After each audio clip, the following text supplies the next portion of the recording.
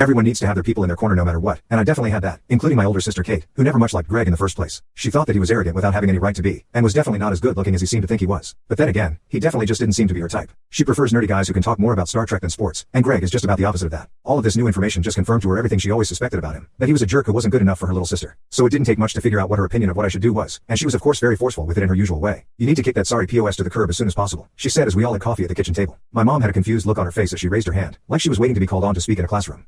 Yes mom, Kate said, giving her permission to speak. Sorry, Mom said. But what does POS mean? Kate and I both looked at each other and smiled. What? Mom said. What's so darn funny? Nothing, Mom, I said. Just forget about it. Of course she had her own ideas, being the traditional mother and wife that she is, and they would prove to be very controversial. I think you need to stay with him and work it out, she said while taking a sip of her coffee. This caused Kate to throw up her hands in disgust and roll her eyes halfway to the back of her head. Of course Mom thinks you should stay with him. That's what a 1950s housewife would do, right Mom? Dad interjected to tell them both to cut it out, although it was really only Kate that was flying off the handle. But he also had a few ideas of his own and wanted to share them.